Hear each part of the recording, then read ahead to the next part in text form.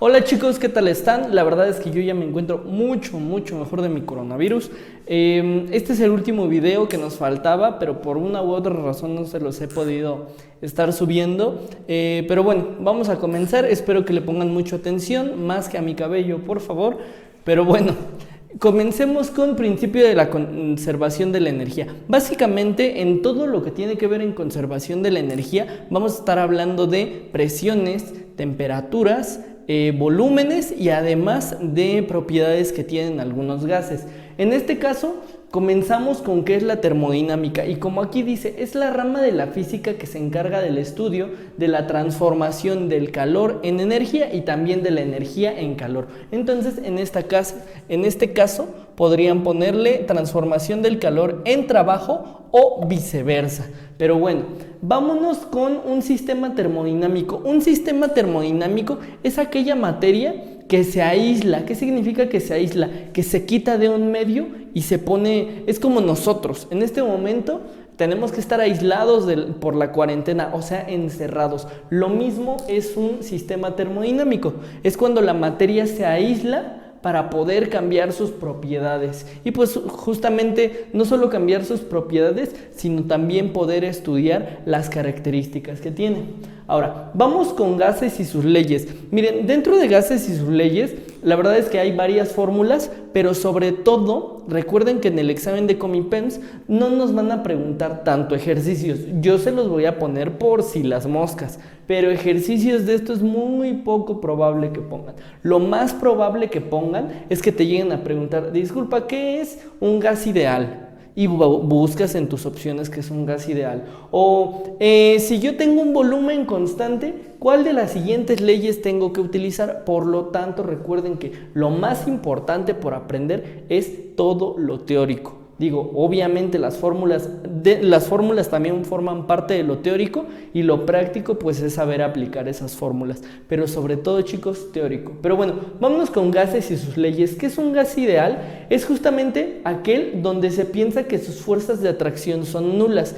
Para esto hay que recordar que los gases tienen unas fuerzas de cohesión muy bajas. ¿Qué es una fuerza de cohesión? Es la fuerza con la que las partículas están unidas. Ahora, como esa fuerza de cohesión o la fuerza con la que las partículas están unidas es muy baja, y aquí lo menciona, bueno, casi nula de hecho,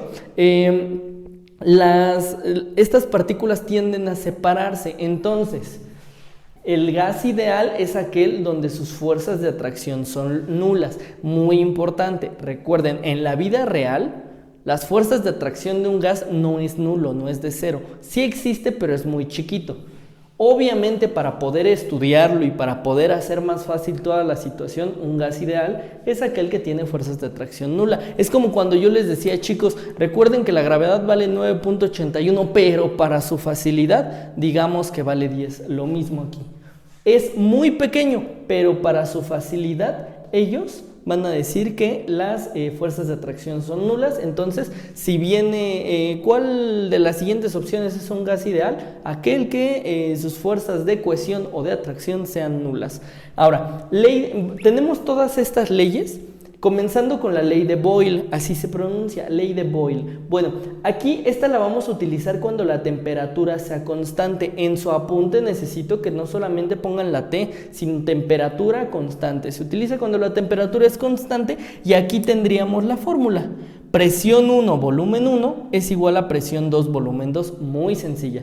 Entonces, aparte de aprenderte la fórmula, debes de recordar que Boyle es cuando la temperatura es constante. Y yo me acuerdo de esta porque Boyle me suena a boiler. Y el boiler sirve pues para calentar tu agua y tenerlo a una alta temperatura. Entonces por eso me acuerdo de temperatura. Vamos con ley de Charles. Ley de Charles nos habla de que la presión es constante. Entonces, en este caso utilizaríamos volumen 1 entre temperatura 1 es igual a volumen 2 entre temperatura 2. Después tenemos la ley de Gay-Lussac, así se pronuncia, puede ser gay o puede ser gay, como a ustedes se les antoje, ambas pronunciaciones son correctas, Gay-Lussac.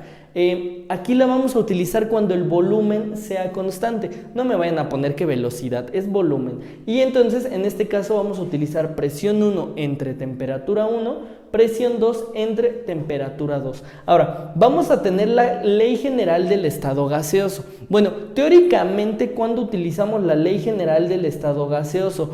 Básicamente, cuando la multiplicación de presión, volumen y eso dividido entre temperatura, todo eso completo sea constante. Entonces aquí le vamos a poner una letra C, porque y de hecho la ley general del estado gaseoso es cuando una es ley de Boyle, Charles y Gay-Lussac, para que lo tengan muy en cuenta. Y eso, cuando vamos a utilizar ley general del estado gaseoso, cuando presión, volumen y temperatura sean constantes, ¿ok? O sea, las tres sean constantes. Aquí sería una, digamos que separado. Vámonos a los ejercicios para que quede un poquito más claro, pero en realidad es muy sencillo.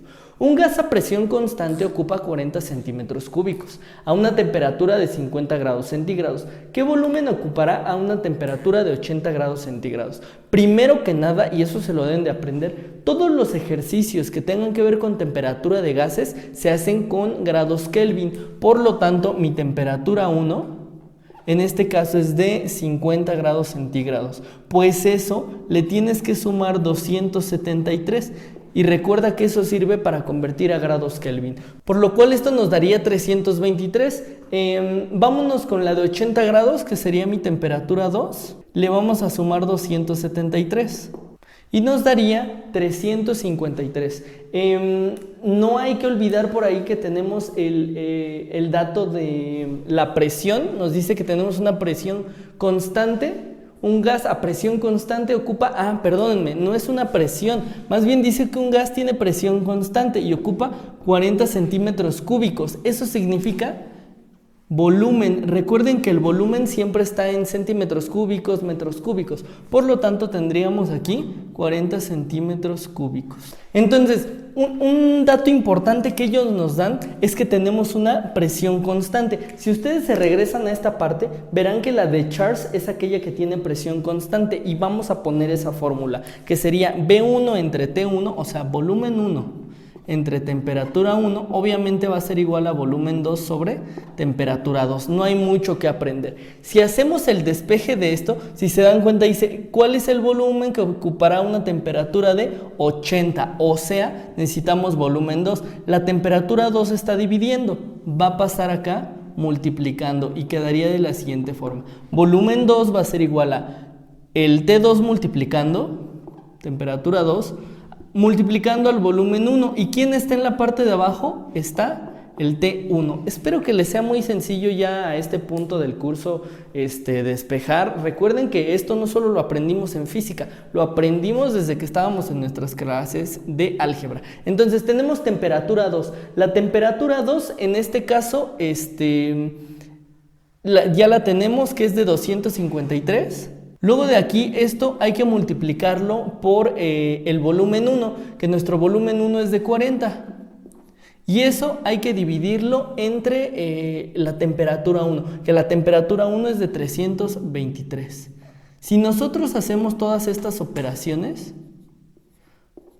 nos daría de resultado 43.7 centímetros cúbicos. Este sería el resultado de nuestro ejercicio. Obviamente, ustedes en su cuaderno tienen que hacer las operaciones. 253 por 40 y eso dividido entre 323. Yo no las pongo porque el video sería bastante largo, pero sí necesito que ustedes en su cuaderno lo pongan y lo voy a checar pues cuando regresemos, que pues está un poco lejos, pero pónganse a trabajar ya porque seguiremos de hecho la siguiente semana con la clase de historia y tienen que estar tomando todos los apuntes para poder pasar ese examen satisfactoriamente. Bueno, un gas que ocupa un volumen de 300 centímetros cúbicos está sometido a 3 atmósferas. Muy importante, esto, por ejemplo, lo pueden ir etiquetando que este es el volumen 1. Las 3 atmósferas, recuerden que la presión se puede dar en pascales o en atmósferas, en este caso está en atmósferas. Y una temperatura de 32 grados centígrados, esta es una temperatura. ¿Cuál es la presión? Si el volumen disminuye a 100 centímetros cúbicos, o sea, ya tenemos el volumen 2. que disminuyó, y la temperatura es constante. Muy importante ese dato. Siempre hay que checar quién es constante, que es la temperatura. De hecho, este dato que te están dando de temperatura ni te va a servir. Pero bueno, temperatura constante nos quedaría que es el de Boyle, si no me equivoco, sí. La de Boyle, recuerden que me suena a boiler y el boiler está caliente, entonces es de temperatura. Es P1V1, P sub 2, B2. Entonces vamos a primero pasar nuestra...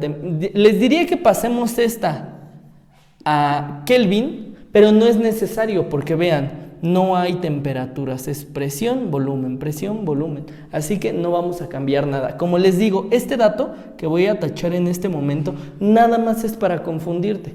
Al final, en la fórmula es meter presión 1, volumen 1, que aquí la voy a poner, presión 1, volumen 1, igual a presión 2, volumen 2. Vamos a ir sustituyendo y pues ahorita vemos qué es lo que quiere que despeje. Dice, ¿cuál es la presión si el volumen, o sea, quieren presión 2? El volumen 2 se está multiplicando, vas a pasar dividiendo y quedaría presión 1, volumen 1, dividido entre pasa dividiendo.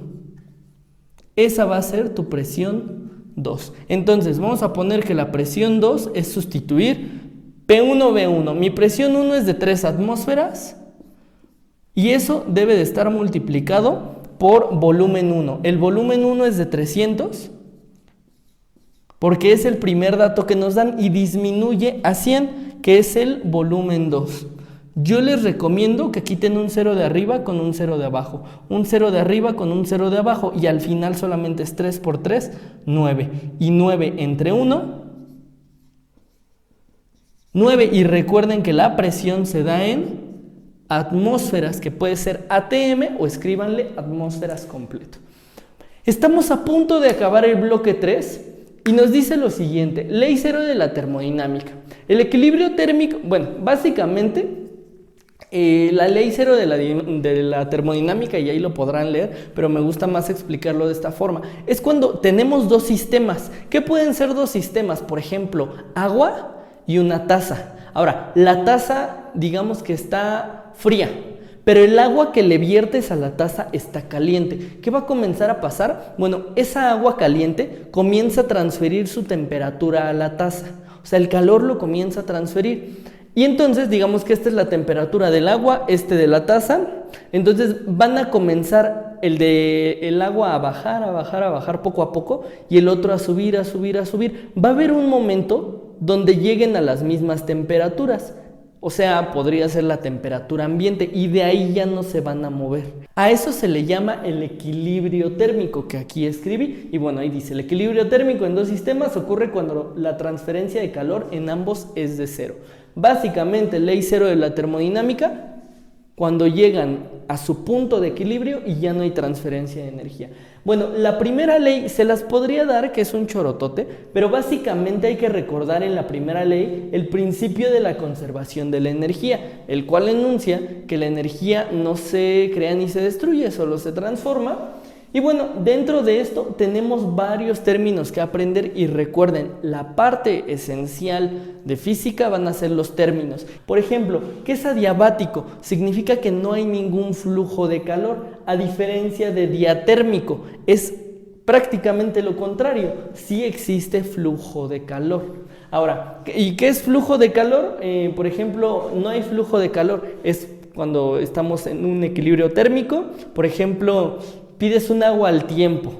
Bueno, pues tu agua al tiempo no va a subir de temperatura ni bajar de temperatura, porque justamente está a la temperatura ambiente. Diatérmico, sí existe flujo de calor. Puede ser que algún tipo de aparato, por ejemplo, un celular, lo conectas a la electricidad y comienza a generar cierta temperatura, que comienza a subir la temperatura del celular. Eso podría ser diatérmico. Isobárico, esto es una letra C medio fea, pero isobárico, y recuerden, todo lo que diga bárico tiene que ver con presión. En este caso, la palabra iso significa constante, así que bueno, para que lo tengan pues como en mente. Luego de aquí tendríamos isocórico. Recuerden que iso habla de constante, iso habla de constante. Entonces ya nada más nos falta aprendernos el bárico. Bárico es de presión, córico es de volumen. Por algún motivo, córico me suena como a cono, como al volumen de un cono. Entonces, bueno, ahí tenemos el volumen. Y térmico, obviamente siempre que hablamos de algo térmico, hablamos de temperatura. Y por último, la segunda ley. No puse la segunda ley y no puse el sistema termodinámico porque quiero estar seguro de que están viendo el video desde principio a fin. Pero bueno, la segunda ley de Newton, la segunda ley de termodinámica nos habla básicamente de que no existe ningún sistema perfecto o ningún sistema que transfiera su calor de forma perfecta. Siempre va a haber pérdida de energía. Por ejemplo, y este es un ejemplo muy común, hace mucho tiempo se utilizaban las locomotoras a vapor. Estas locomotoras a vapor tenían una gran cabina, una cabina completa en donde tenían carbón y entonces había una persona que lanzaba calor. Este calor pues digamos que comenzaba a generar algún tipo de vapor y ese vapor pues ayudaba a la máquina que avanzara. Pero si tú te metías a esa cabina, cualquier cosa que tú tocaras estaba caliente. O sea, no únicamente el motor generaba energía de forma infinita y ahí ibas rapidísimo, no. Mucho de ese calor se pasaba a las paredes, a la madera, al piso, a los metales, y entonces cualquier cosa que tú tocaras estaba caliente. Eso habla de la segunda ley, que no existe ninguna máquina perfecta o que transfiere el calor de forma perfecta. Siempre va a haber pérdidas de energía.